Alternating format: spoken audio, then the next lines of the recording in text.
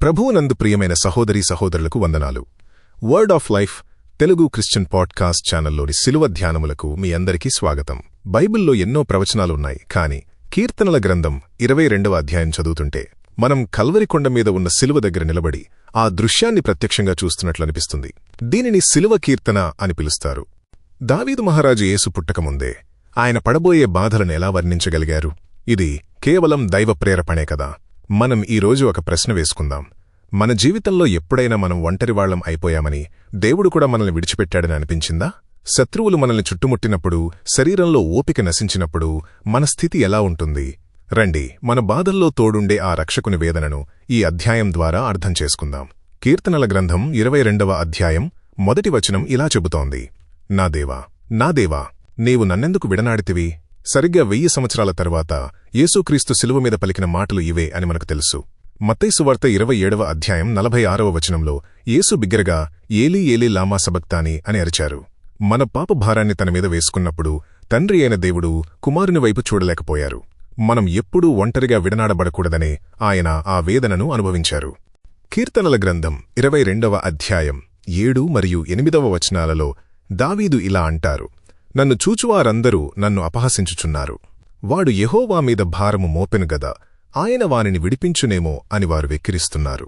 ఇది ఎంత విచారకరమో కదా. లూకాసు వార్త 23వ అధ్యాయం 35వ వచనంలో శాస్త్రులు, పరిసయ్యులు సరిగ్గా ఇదే మాటలు అన్నారు. వీడు ఇతరులను రక్షించనే, తనను తాను రక్షించుకొననివ్వు అని నిందించారు. మనం నిందలగుండా వెళుతున్నప్పుడు గుర్తుంచుకోండి, మన ప్రభువు అంతకంటే దారుణమైన అవమానాన్ని మనకోసం భరించారు. శిలువ మరణమనేది అత్యంత క్రూరమైనది. కీర్తనల గ్రంథం 22వ అధ్యాయం 14 మరియు 15వ వచనాలలో నేను నీళ్లవలె పారబోయబడియున్నాను, నా ఎముకలన్నీయూ కీళ్లు తప్పియున్నవి, నా నాలుక నా దవడను అంటుకొనియున్నది అని ఉంది. యేసు శిలువపై ఉన్నప్పుడు నేను దప్పిగొనుచున్నాను అని యోహాను సువార్త 19వ అధ్యాయం 28వ వచనంలో చెప్పారు. ఆయన ఎముకలన్నీ బయటికి కనిపిస్తున్నా ఒక్క ఎముక కూడా విరవబడలేదు. ఇది కీర్తనల గ్రంథం 22వ అధ్యాయం 17వ వచనంలో ముందే చెప్పబడింది. రోమా సైనికులు దొంగల కాళ్లు విరగ్గొట్టారు, కాని యేసు అప్పటికే ప్రాణం విడిచినందున ఆయన ఎముకలను ముట్టలేదు. దేవుని వాక్యం ఎంత ఖచ్చితమైనదో చూడండి. చాలా ఆశ్చర్యకరమైన విషయమేమిటంటే, కీర్తనల గ్రంథం 22వ అధ్యాయం 18వ వచనంలో ఇలా ఉంది: నా వస్త్రములను వారు పంచుకొనుచున్నారు, నా అంగీ కోసము చీట్లు వేయుచున్నారు. ఈ ప్రవచనం యోహాను సువార్త 19వ అధ్యాయం 23 మరియు 24వ వచనాలలో నెరవేరింది. సైనికులు యేసు పైవస్త్రాలను 4 భాగాలుగా చేసి పంచుకున్నారు, కాని కుట్టులేని అంగీని చింపడం ఇష్టం లేక దానికోసం చీట్లు వేశారు. ఒక రాజు రాసిన కీర్తనలో ఒక ఖైదీ వస్త్రాల గురించి ఇంత స్పష్టంగా రాయడం దైవమర్మం కాక మరేమిటి? ప్రియ స్నేహితులారా, ఈ కీర్తన మనకేమి నేర్పిస్తోంది? మనం కష్టాల్లో ఉన్నప్పుడు దేవుడు నన్ను మర్చిపోయారు అని అనుకుంటాం. కాని కీర్తనల గ్రంథం 22వ అధ్యాయం వేదనతో మొదలైన 22వ వచనం నుండి స్తుతితో ముగుస్తుంది. నీ నామమును నా సహోదరులకు ప్రకటించెదను అని దావీదు అంటారు. మీరు ఒంటరితనంలో ఉన్నారా? అవమానాలు ఎదుర్కొంటున్నారా?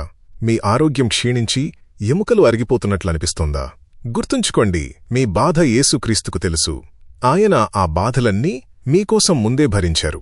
ఆయన విడనాడబడ్డారు కాబట్టే మిమ్మల్ని ఎన్నడూ విడనాడనని హెబ్రీలకు రాసిన పత్రిక 13వ అధ్యాయం 5వ వచనంలో వాగ్దానం చేశారు.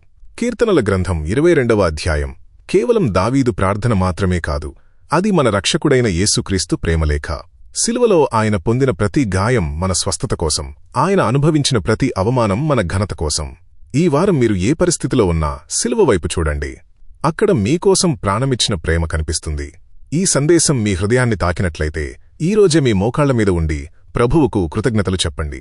ప్రభువా, నాకోసం మీరింత వేదన భరించారా అని ఆయనను స్తుతించండి. ఈ పోడ్కాస్ట్ మీకు నచ్చితే లైక్ చేయండి, మీ స్నేహితులతో పంచుకోండి. మరిన్ని ఆధ్యాత్మిక సత్యాల కోసం మా ఛానల్కు సబ్స్క్రైబ్ చేసుకోండి.